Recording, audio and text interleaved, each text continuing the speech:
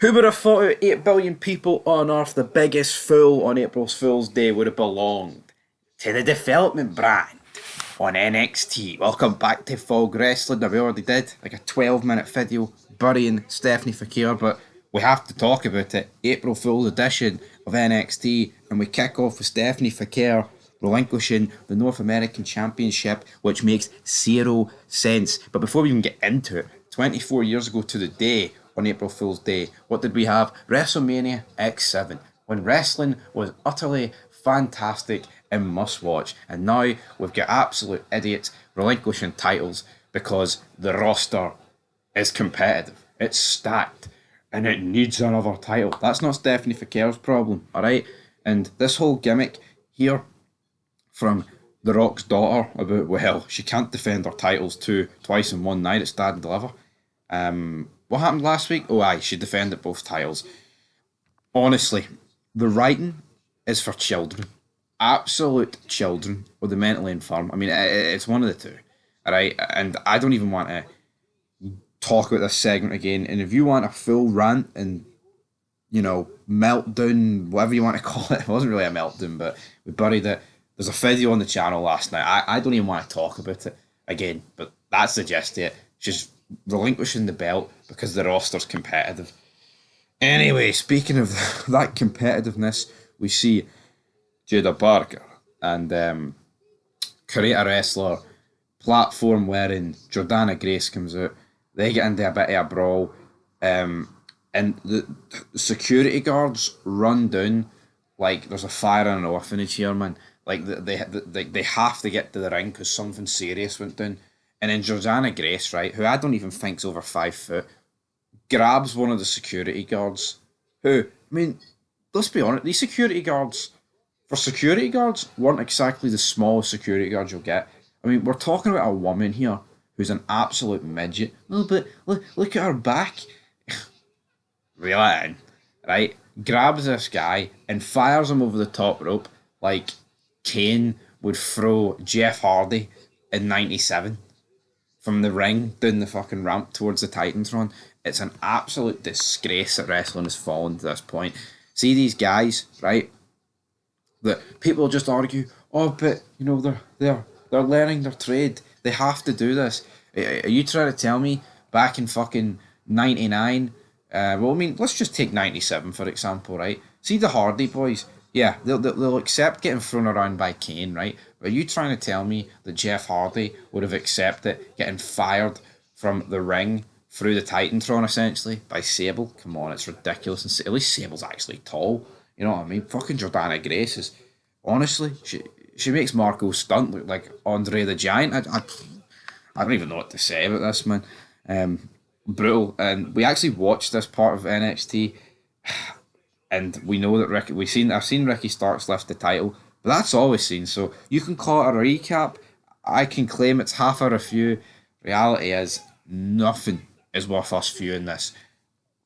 NXT, is it the best show that WWE put on? Yeah, it's probably the freshest, but it doesn't matter what one you watch. It can be red, it can be the silver of NXT, it can be the blue of SmackDown. Your intelligence is getting battered right in front of you. You know what I mean? Kevin Owens is out there saying that McMahon insulted the fans' intelligence. Triple H doesn't do that.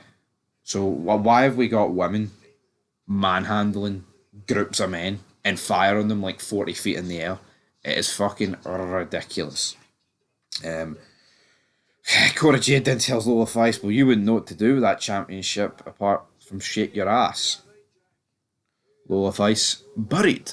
Saria takes on Lash Legend in a North American Championship ladder match qualifier. I should have probably referenced it at the start. It got relinquished and it's now being put up vacant. But who cares, man? They're going to decide who the champion is in a 6-woman ladder match, and that's exactly how they decided it in the first place. It's a joke, but as I said, there's a full fed ranting on it. Go check it out. Nice wee plug there for Fog Wrestling. Saria defeats Lash Legend. I don't know what Lash Legend and Jakora Jackson have done, but they've clearly done something. They're just not fancied anymore by Triple H. I mean, these two women got called up to the main roster, and let's be honest, right? It's not like they dropped. It's not like they dropped the ball. Don't know why. They've just been completely just. They've went from like. I'm not saying they were a massive part of SmackDown, but how do you get called up to the main roster, and then within a couple of months you're back down on the developmental brand, losing to absolute fucking cannon fodder. Absolutely mental, to be honest. But we then have backstage Josh Briggs. He's talking about Inamuri's stand and deliver pipe dreams. He's like, you know what? You should be prepared to be disappointed. He's like, oh, alrighty then. We move on. Kalani Jordan, she wants a chance to create history at stand and deliver. The Rock's daughter tells her, well, you're going to have to enter a qualifier. And it's probably going to have to be against Roxanne Perez. And that'll be the second qualifying match. Yeah. The family are then going over the background of each jobber member for the Dark State. You know that group that's like a Poundland Shield and Retribution combined? No, they actually debuted like back in September, didn't they? And then they weren't seen till like February. Triple H and Shawn Michaels is wonky eye. See long-term booking with those guys, man. There is no end game. Honestly, how do you debut a group, right, back in like September, and then there's no follow-up until the new year? What, did all six of them pick up 3-month injuries? Or like, what's going on there? Don calls Cutler I wanna be John Wick. I mean, that's I wanna be John Wick. An absolute overrated movie franchise, by the way. Fucking how the hell are they making 5 of them? It's just Keanu Reeves running about killing people for 5 movies in a row. You killed my dog. Well, someone should fucking hire John Wick to get Triple H, because I tell you what, he killed fucking wrestling. Hank and Tank come out. They say we're seeking wisdom this week for Pretty Deadly, and Pretty Deadly are there. 2 guys. Or fucking just release Pretty Deadly, man. Honestly. Tavian Heights then comes out and says that Hank and Tank look like they're going to get their ass kicked tonight. Brilliant. I mean, Tavian Heights, Hank and Tank, Pretty Deadly. 6 to 8 guys are just going nowhere. And then you've got the no quarter catch crew that walk past. And then you factor in the new Catch Republic. What is it with these English teams that just need to have catch in their name? What does that even mean? It can't just be a coincidence. There has to be some form of meaning behind that, folks. Yeah, then we cut to the pan to the crowd. We've got people for LFG there. We've got people for WWE Evolve there. And apparently there's some group in WWE Evolve called Swipe Right. Swipe Shite. Well, like, I mean, come on, what is that? The new quarter catch crew defeat Hank and Tank. Brilliant. That's what we're after here on a Wednesday morning. We then cut to Obafemi. Drake Williams. I am African Warlord. It's funny seeing you try and do Obafemi and Gunther's voices. They kind of just mix and match into each other, but Obafemi's a boring bastard. Trick Williams has been held down upon belief. Guy's got nothing going for him at this stage of the game. It's simply just a case of, well, we're not going to call you up to the main roster until after Mania. And they pretty much decided that back in like August. Honestly, what happened to Sink or Swim? And the only thing I could say with keeping Trick Williams down in the main roster, look how many people that have came up for NXT and have just absolutely flopped and nosedived. You know what I mean? Got guys like Trevor Lee, who did end up getting released, by the way, and there was something on Twitter yesterday saying that he's the biggest fumble in the last 20 years of professional wrestling. Well, in WWE, I think, come on, folks. Trevor fucking Lee, absolute crap, man. Absolute crap. The Rock's daughter then comes out, wants to make a match between these fucking jobbers. This segment just seemed to last forever and ever. Oh, you want a triple threat match over Femi? Well, we're going to put the guy that looks like Wes Lee, Javon Evans against you, and we'll fire Trick Williams in there. So that's what the match is at Stand and Deliver. Obafemi versus Trick Williams versus Javon Evans. Who's going to lose that match? I think Obafemi will retain. He will probably pin Trick Williams, and then he'll get called up to the main roster. What is the gimmick with people that are getting called up to the main roster? They have to lose. Like, why do they have to lose? And it's like a cheap way for them to leave by putting someone over, because they've got no way of putting someone over apart from wins and losses. And the reality is, when was the last time someone actually truly got over from picking up a victory over someone? They can't. Trick Williams is getting absolutely dragged into the mat, man. This guy should have been called up about a year ago.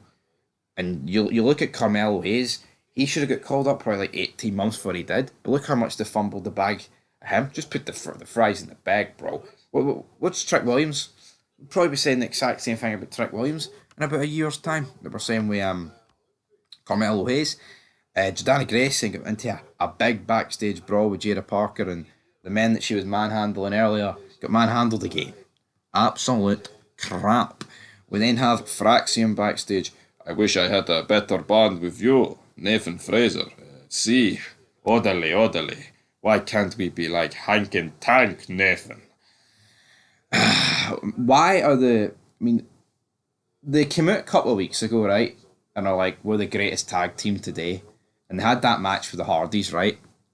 And how in like 2 weeks, 14 days or whatever, how can they now be turning around saying they want to be more like Hank and Tank? Hank and Tank, two absolute fucking jobbers that have amounted to hee-haw. Like, I get it, he's going more for they've got a bond unlike we do. The bond doesn't matter, dick. You would rather have no bond but win all the championships than have a bond and win hee-haw. I mean, you look at like some of the tag teams. Like the top tag teams always had a bond, right? Like, the Hardys and the Dudleys, right? But, Austin and Triple H, the two-man power trip, they didn't really have a bond, but what brought them together was they both wanted domination, they both wanted all the titles.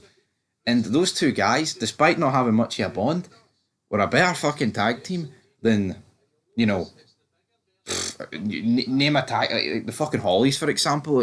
I just don't get this Axiom. And that's the last time that Triple H and Austin are going to get compared to Fraxium, but I think the point still stands. Roxanne Perez then takes on Kalani Jordan, ladder match qualifier, and Kalani Jordan wins. Is Roxanne Perez headed for the main roster? Probably, but this is the same woman that has been in 3 Royal Rumble matches. She's already been exposed to the main roster, so what have they got her doing? Losing on developmental. Talk about burying something. Roxanne Perez has obviously done something, because there is no reason why she is just getting jobbed out left, right, and centre, man. Somebody that's actually alright and could have a potential on the main roster. It's just been buried, man. Right in front of our very eyes. We then have a backstage segment. Kalani Jordan is told by Saria, "You're going to win. Stand and deliver." Brilliant. Next week, Jordana Grace will battle Jada Parker. And then we've got our main event of the evening. We've got Sean Spears taking on Ricky Saints, and Sean Spears' title reign did not last very long because he lost to Ricky Saints, and as the show goes off the air, he's confronted by Ethan Page, and the marks in the Performance Centre are chanting, "Tony fumbled, Tony fumbled, Tony fumbled." Right. I'm not going to sit here and say that Ethan Page and Ricky Starks are two absolute jobbers and they'll never amount to nothing, and Tony Khan won't miss them. But at the same time, is he truly going to miss them? The AEW ratings were shite with Ricky Starks and Ethan Page, and if Tony truly fumbled these two guys, they wouldn't be sitting in NXT well into their 30s. You know what I mean? We're talking about two guys that are in their mid-30s here. They would be used on the main roster. If we want to talk about guys that Tony Khan has truly fumbled and has went to WWE, honestly, CM Punk's probably the only guy. He's the only guy with the drawing power and the star power that Tony Khan has fucked.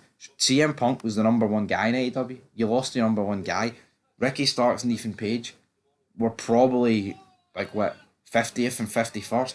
There's nothing here that Tony's fumbled, man. They're not game changers, or else they'd be in the main roster. You know what I mean?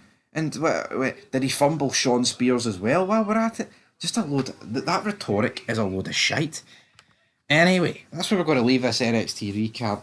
Shite show, devoid of logic, and television for the mentally retarded. That's WWE these days for you.